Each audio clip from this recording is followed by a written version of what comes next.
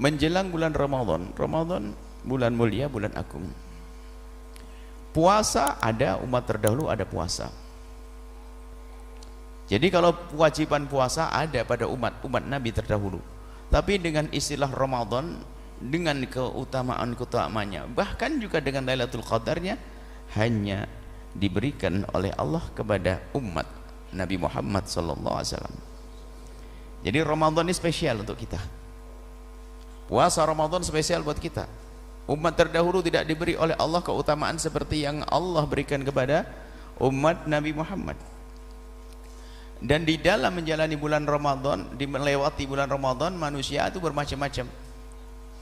Ada dua kelompok yang beruntung dan kelompok yang tidak beruntung. Yang beruntung yang sadar tentang agungnya Ramadan, mulianya Ramadan. Yang tidak bisa mengagungkan Ramadan tidak akan beruntung. Harus tahu apa sih di balik Ramadan. Ramadan adalah bulan istimewa untuk umat Nabi. Karena Allah sudah berjanji melalui lisan Rasulullah, di situ akan dilipat gandakan pahala-pahala.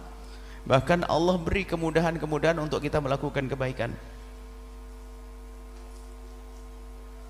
Makanya yang mengerti agungnya Ramadan, berarti Ramadan menjadi tamu agung buat kita. Dan kalau betul dia mengerti Ramadan itu agung, dan kita akan kedatangan Ramadan sebagai tamu agung, pasti secara otomatis, nggak mau tidak, orang tersebut akan mempersiapkan untuk menyambut tamu agung. Kita mendengar berita tamu agung mau datang, terserah siapakah dia, calon besan, anggap saja pejabat soleh, ulama, tamu agung. Coba kalau kita menyadari mereka tamu agung, maka kita akan persiapkan. Apa sih sekiranya menjadikan beliau senang di saat menjadi tamu kita? Apa sih yang paling pantas aku berikan kepada dia?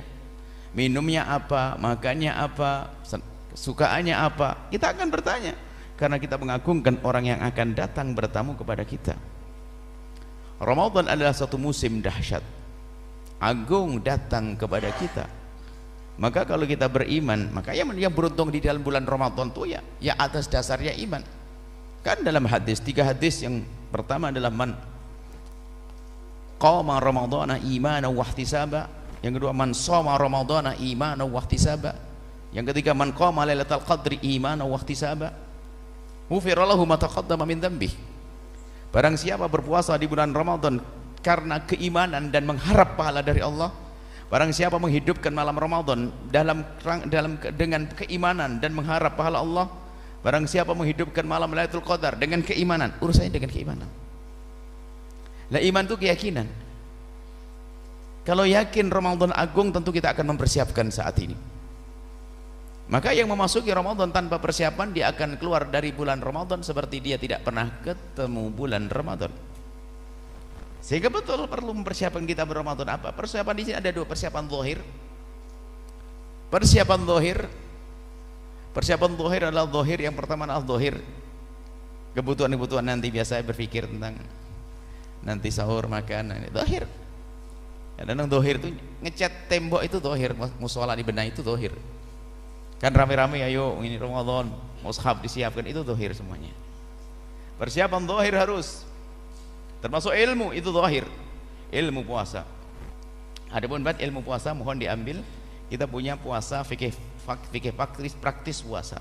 Jadi kalau hadir majelis membahas tentang puasa, keluar dari majelis sudah kebayang di otak kita. Karena kita sederhanakan, ada nanti dicari tulisan kita dan kami tentang fikih praktis 9 hal yang membatalkan puasa, 9 orang yang tidak wajib berpuasa. Setelah itu jangan dipikirin.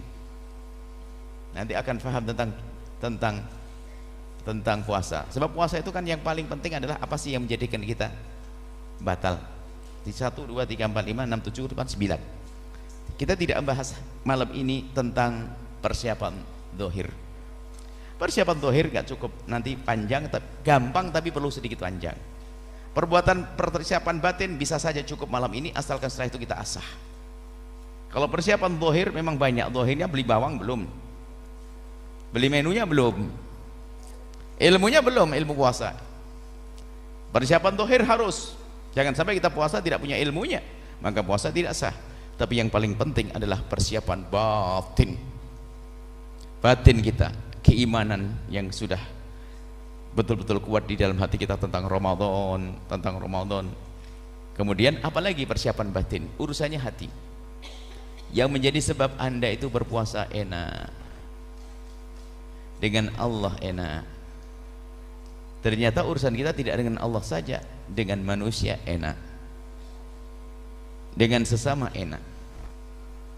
Maka persiapan batin di sini adalah hatimu dengan Allah. Ya, kali kita sudah beriman semuanya kepada Allah, semuanya sudah beriman kepada Allah, iman kepada Allah, sehingga semuanya berpikir tentang puasa. Akan tapi ada persiapan batinnya adalah dengan sesama manusia. Kita bayangkan dulu,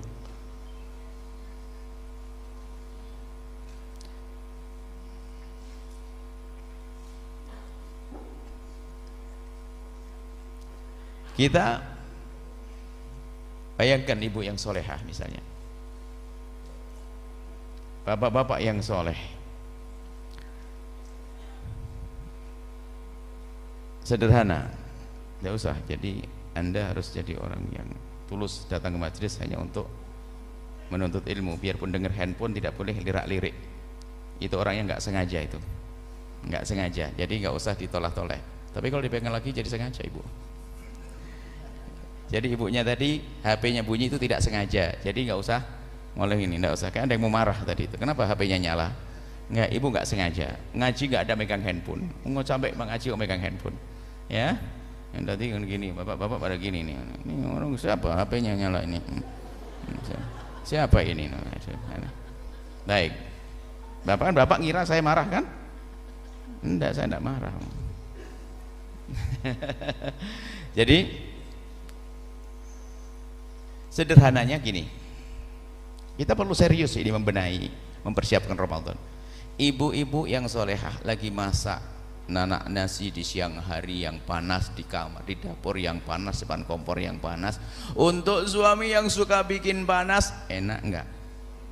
Enak enggak? Enggak enak. Bapak-bapak bekerja keras, Masya Allah, di pasar, di sawah, di toko, Masya Allah, ternyata ingin mengumpulkan uang hanya untuk diberikan kepada istri yang suka bikin panas. Enak enggak? Enggak enak. Ternyata kalau Anda ingin mempersiapkan Ramadan secara batin, di sini kunci. Yang sekaligus hari ini memang hari kami serukan hari damai di dalam keluarga.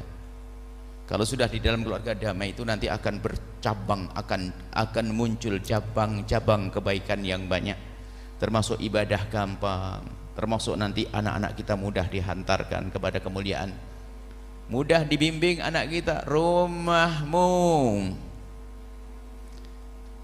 alangkah indahnya seorang suami di saat dibangunkan, abang-abang sahur langsung bangkit dan cium kening istrinya, makasih istriku kau bangunkan.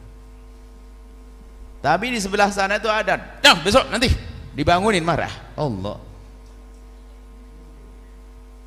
diajak terawih, Masya Allah, biarpun suami tidak pernah terawih selama ini, cuman karena sudah mempersiapkan batin, ternyata kemesraan dibangun 1 bulan sebelum Ramadan. Masya Allah, istri mulai rajin mijit suami, rajin ini, Masya Allah, Ramadan, bang terawih bang yuk, iya, nggak bisa nolak. Biarpun di terawih itu sumpek loh terawih, tapi suaminya, istrinya indah. Coba kalau terawih bang, terawih sudah mau begitu, sampai kapan nggak terawih? Udah, tidak indah. Jadi ternyata kunci untuk menunjukkan keindahan dalam beribadah adalah bagaimana kita membuat keindahan suasana. Dan itu berlaku kepada tetangga juga. Hari ini pun kita, makalah ada istilah Jawa, istilah di Jawa, maksudnya bukan istilah orang Jawa, istilah di Jawa, ternyata di tempat lain ada. Kalau menjelang bulan puasa nanti itu ada istilahnya membuat masakan, enggak tahu apa namanya. Kalau megangan itu setelah puasa, waktu puasa sebelum puasa? Sebelum ya. Jadi itu bikin makanan itu apa? Untuk jalin silaturahmi dengan tetangga, lagi enak. Sehingga kalau sudah hati enak tuh ngajak tetangga, "Bu, terawih yuk." Kalaupun enggak mau terawih, dia hanya bilang, "Nanti insya Allah," nggak marah. Coba kita nggak pernah baik-baikan, "Bu, terawih yuk." Sok banget tuh. Marah dia. Jadi ternyata kuncinya sederhana. Ayo serius hari ini, bukan saja ternyata untuk Ramadan pada akhirnya akan berkembang nanti untuk kebaikan-kebaikan di dalam diri kita dan anak kita.